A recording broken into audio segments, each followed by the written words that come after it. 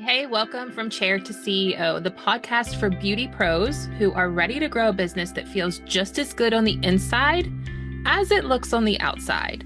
I'm your host, Amanda Smearman, salon and spa owner, educator, mentor, and your go-to for all things leadership, mindset, and business behind the chair. Whether you're dreaming about opening your own space, building a high-performing team, or just trying to juggle life and clients without losing your mind, I'm here to help you turn that hustle into something sustainable, profitable, and aligned with who you really are.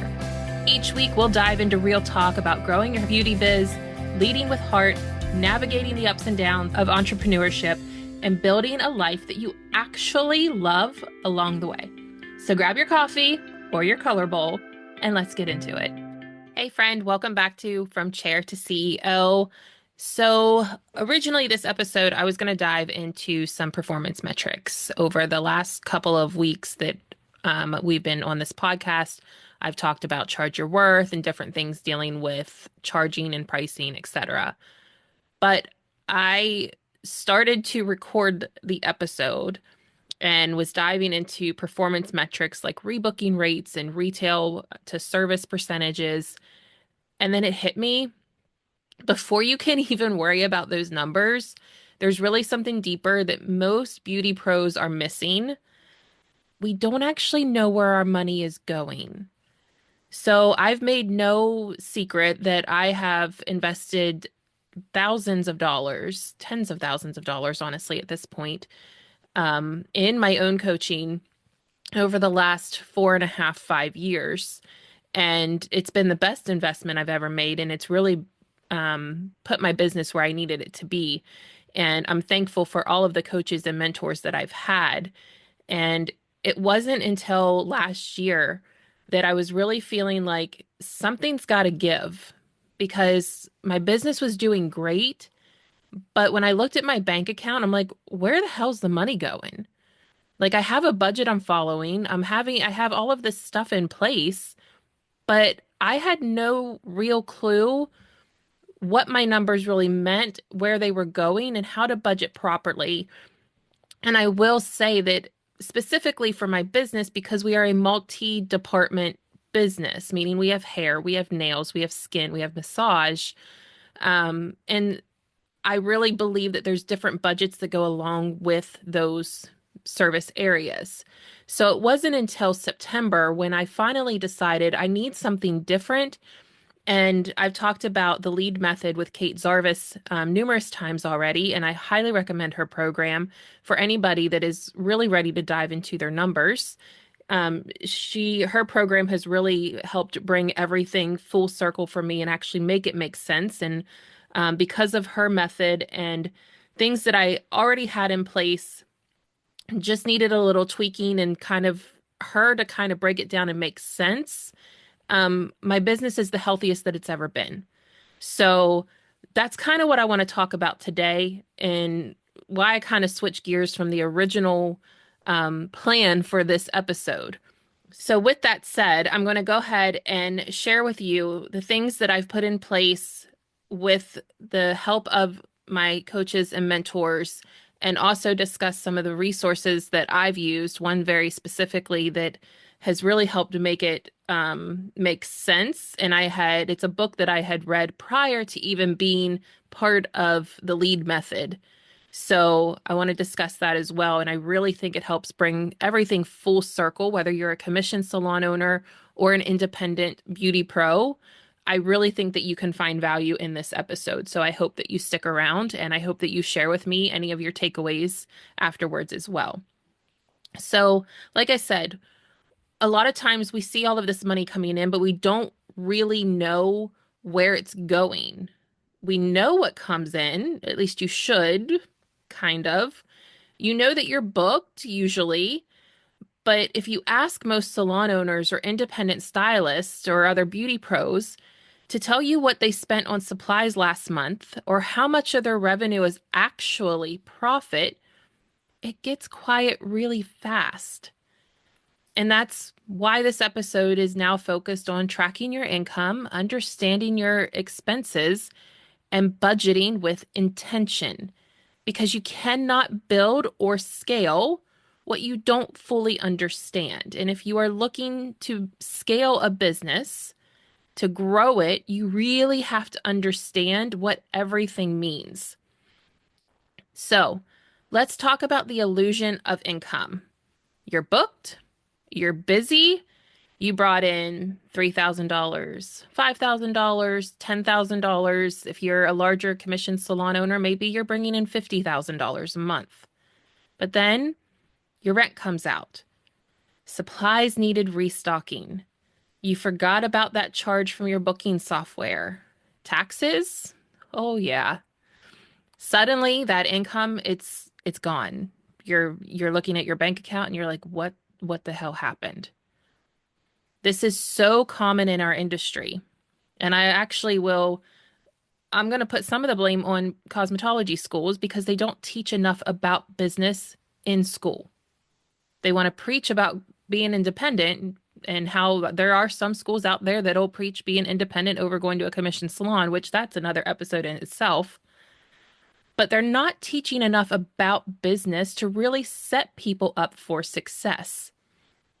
We confuse revenue with personal income.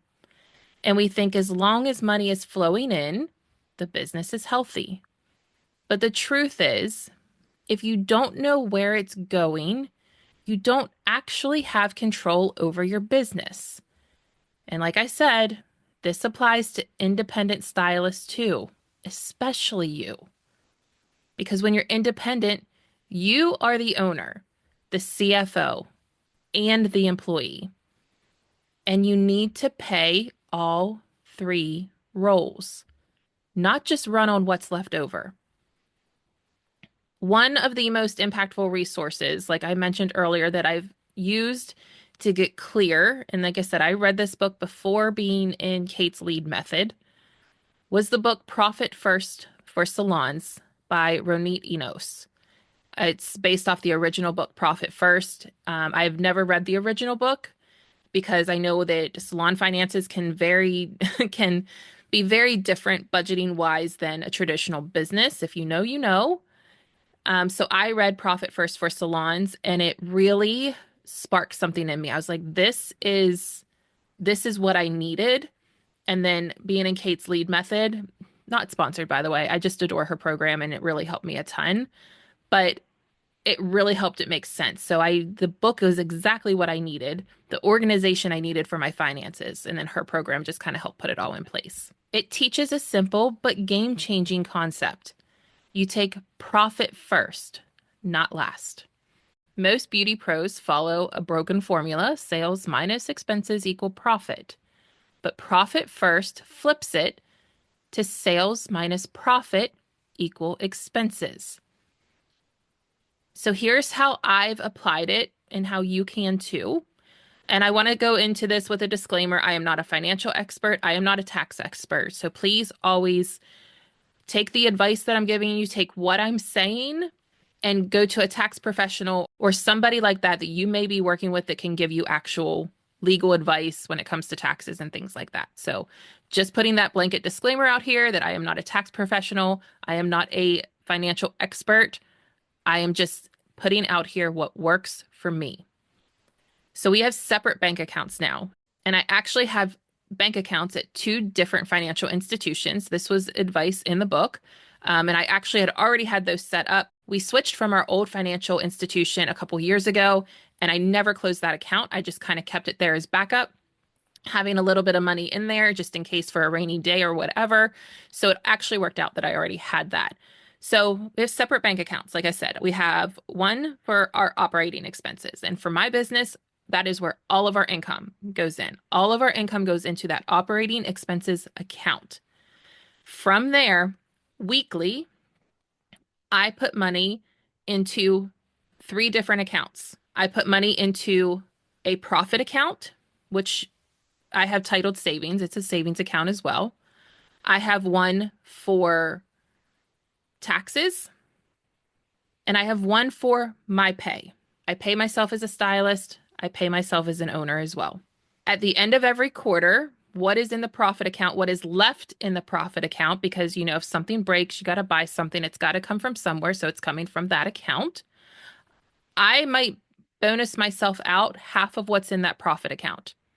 The other half of that account goes into the other savings account that is in the other financial institution. Out of sight, out of mind. I don't check that account regularly. I don't remember that it's there. And then we start over again. Now, at the end of the year, my plan is what is left in that account in the other financial institution to use it for our Christmas party, to use it for year-end bonuses, things like that, just to reward my team for an amazing year. So those are the accounts that I have. They do recommend 7 accounts. I don't have that many, but I have also started, because we don't order our wax for our waxers every single week. Hair supplies, all of that gets ordered every single week. So that money automatically comes out every single week. Anything I'm not ordering weekly, I have budgeted based on what we did the week before. That goes into another savings account titled orders, and that money is in there whenever we need it. So literally the only money left in my operating expenses account is payroll and bills. Everything else is in a savings account or is paid out as soon as it's coming in, basically. I hope that makes sense. But if you read the book, it'll definitely make more sense. So like I said, to reiterate, we have our operating expenses account that all of our money comes into. From there, weekly, we order hair supplies, so that comes out automatically. I pull money out for profit into a separate savings account. I pull money out for my pay that goes into a separate account. I pull money out for taxes, which I'm an S Corp, so taxes are usually taken out of my paycheck. It's not a huge deal right now, but I'd like to have that money in a separate account anyway. And then I have an orders account that anything we're not ordering weekly is put into that orders account every single week. So when we need to order it, it's already there. I'm not at risk of overspending somewhere else and not having it. And then again, at the end of every quarter, half of what is in that profit account, I may bonus myself out with it. The other half of it goes into the other account that's in the other financial institution, out of sight, out of mind. Does that make sense? Okay. So the book will give you different percentages that you can use for these. I'm not here to do that because I don't know your specific business and what your profit margin is right now. I know my profit margin. I know what I pay myself, and it works for my business to make sure my business's needs are met, my team's needs are met, our supplies we need are ordered, all of that. We have money back for growth. So I don't want to tell you what my percentages are because it will be very different from yours. But there are examples in the book that you can reference and kind of fill in what might work for you. So like I said, those percentages, those numbers, it's all math. I have a calculator that I've built to help me know exactly what needs to go where. But those percentages are transferred weekly into the other accounts. Some people, it may work to do that bi-weekly. Some people might want to do it monthly. I'm not that person. I need it real time in the account, out of sight, out of mind. I don't want to have to spend it. So if I look at my account, if my team's like, hey, can we bring in this? I can look exactly in the account I need to look at and say, yes, we can absolutely order that. Or no, I need a little bit more money in there before we can. That way I'm not taking from anywhere that I shouldn't be taking from, basically. And this was the first time in owning my business. We opened in 2016.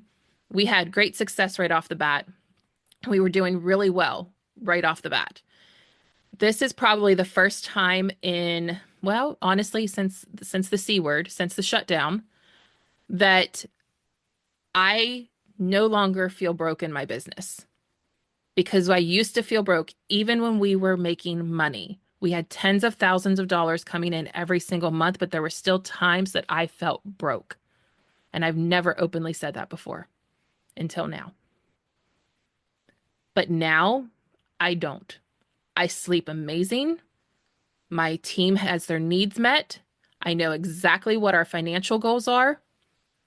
And I'm planning things for the rest of this year that I never thought I'd be able to do for my team. because it all makes sense now. We're not bringing in more money. Actually, if you want to look at our numbers, we're actually down over last year compared to where we are this year. We're down, but I have more money in the bank. So that's the difference that it can be. Revenue is not the same as profit. Your revenue can be lower, but you could be making more money. I really want to touch on this part because if you're behind the chair running a booth or running a suite, you might think this is a little overkill. But I promise you, this is exactly the reason that some independent beauty pros either burn out, avoid their taxes, don't have emergency funds, and never really build wealth. You have to treat your chair or your table or your room like a business. That means knowing what your true cost per service is, what your monthly expenses average is, and how much money you actually keep. I always say that people that go independent say that they make more money when in reality, no, they just touch more money. They don't make more money. Because if you work in a commission salon that has a good pay scale, that is paying you appropriately, the income, the actual physical income, usually doesn't vary that much. So even if you're tracking income weekly in a simple spreadsheet, I love a spreadsheet, or a notebook, it's a game changer. So I recommend logging every dollar that comes in. If you're using a software system, which most of you are, it's already done for you. But categorize your expenses by type, like rent, utilities, supplies, education, if you have a team, benefits, cleaning and maintenance, things like that, professional fees, so your software system, your accounting, all of that. Reviewing this monthly, you need to find leaks or patterns. So if you're looking at the end of the month and you're like, where's my money?